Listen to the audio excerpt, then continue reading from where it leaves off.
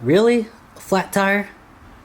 Welcome back to Garage Matters. I was going to take the 4Runner out for a ride, but I noticed the tire is flat. So what I'm going to do first is do a visual inspection on this tire. For my visual inspection, I'm going to look around the entire tire, make sure there's no nails in the treads right here, or on the sidewalls right here. Once that's completed and it all checks out, I'm going to air it up and see if it holds pressure. Now with the tire being flat like this for a couple hours now, I'm kind of concerned about the structural integrity of this tire. The shape of the tire is supposed to be nice and round with no weight on it. But since there's weight on this tire and the tire is flat, it's deformed like this. So we need to go ahead and air up this tire as soon as possible to make sure the integrity of this tire is not compromised. Now this tire is going to go 32 psi. Go ahead and take out this dust cap. Put the inflator on. Go ahead and air it up.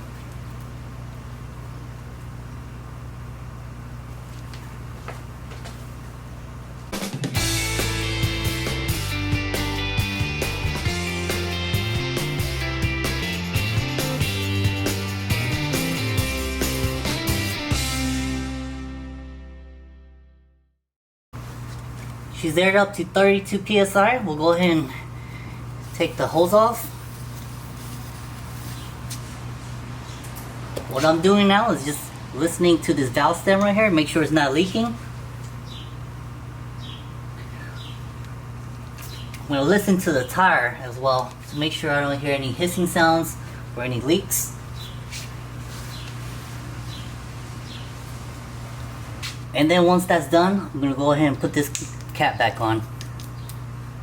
Next thing we're going to do is just roll this vehicle over so we can check the underside of this tire to make sure there's no nails or anything inside the treads. Now with the tire reinflated and the tire rolled over, we can see that there's a nail that's stuck in the side of this tread right here. So when it's stuck on the side right here, sometimes they'll tell you that it can't be repaired because it's too close to the sidewall right here. Sometimes you'll get lucky and they'll be able to patch it up. But we'll take this wheel off and put the spare tire on and bring this wheel over to the local tire shop to see if they can plug this up for us. Now we gotta lower the spare tire that's underneath the vehicle. In order to do that, you'll need to access the tools in here. What you do is flip open this panel, take this bag out, and I'll show you what to do next. Now what we need to do is go ahead and assemble this. This is gonna be the first piece. The piece with this little bolt right here. So on this bolt, the head of it is a square shape, which is the same shape as this right here. So we'll go ahead and unlock this screw right here. And then you're just going to take this piece, put it on the square head of this bolt, and loosen it up. Once that's loosened up, go ahead and insert the other piece in here, and then lock it down. That's probably good enough. And then this piece is going to connect on this end, and then you're going to lock it down again. Now this is the handle we're going to use to go ahead and release the spare tire from underneath the vehicle. The release mechanism for this 4Runner is inside this hole. When you're ready to go ahead and insert the rod into the release mechanism, what most people don't realize that the release mechanism is not straight ahead. So you insert this rod straight ahead, you're never going to find that release mechanism. It's actually diagonal, like this. So you have to insert this rod diagonally towards the right and feel for it. Here's a close-up of the release mechanism. So this is what you're looking for inside the hole when you're ready to insert the rod and drop the spare tire. And this is the positioning of the rod angle in order to reach the release mechanism. We'll go ahead and start turning counterclockwise.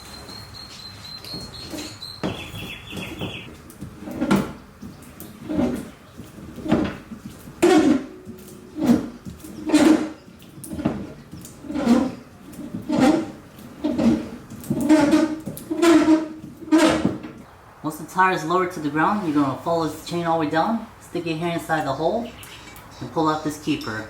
Once this is out, you're going to go ahead and slide the tire out from underneath the vehicle.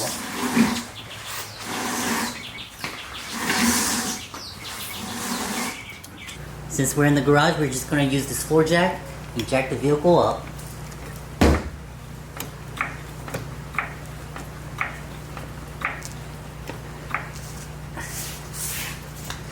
It's time to go ahead and get this wheel off.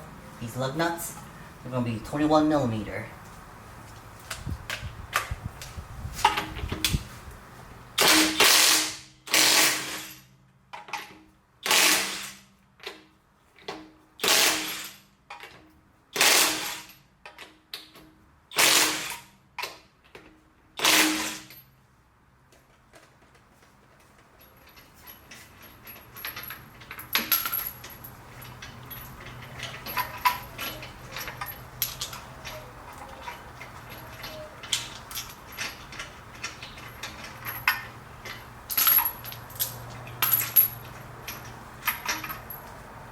Take the wheel off.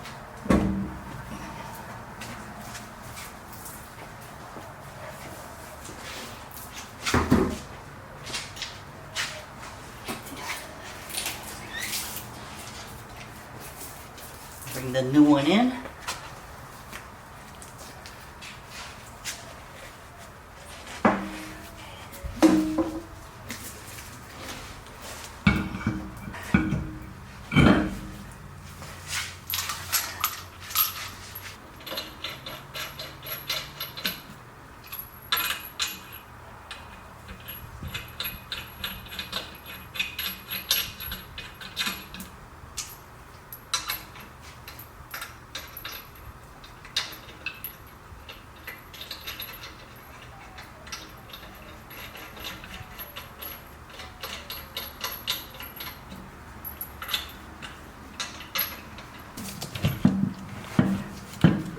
Now what I like doing is, while it's still up in the air like this, I like to kind of wobble this wheel around, make sure it's lined up and centered before I tighten everything down.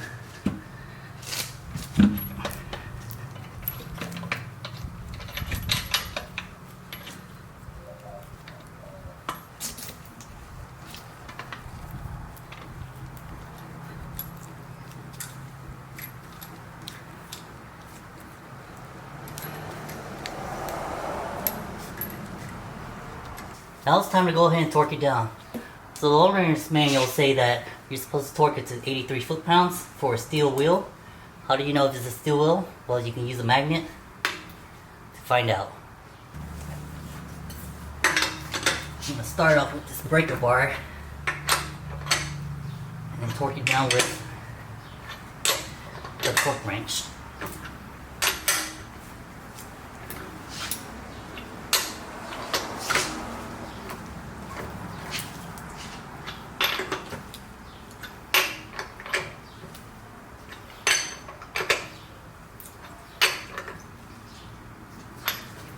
Bring in the torque wrench.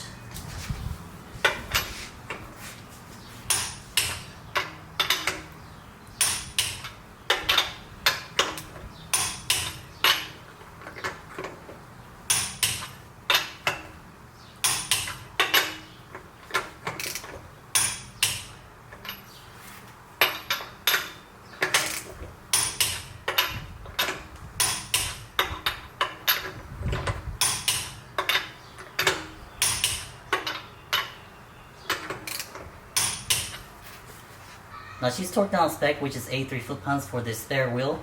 I wouldn't go any more than that, even though it feels like you can go a little bit more. You run the risk of stripping the threads on the studs. Now another thing I like to do before I lower this vehicle off the jack is go ahead and air up this tire.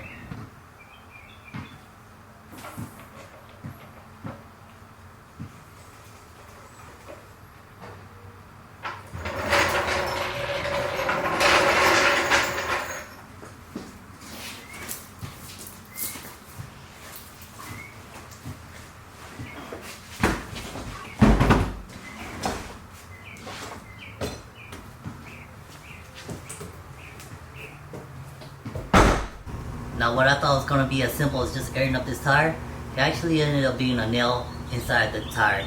We're going to take that other tire to the local tire shop and see if they can repair it for us. And join us next time on Garage Matters, and remember to hit that like and subscribe button.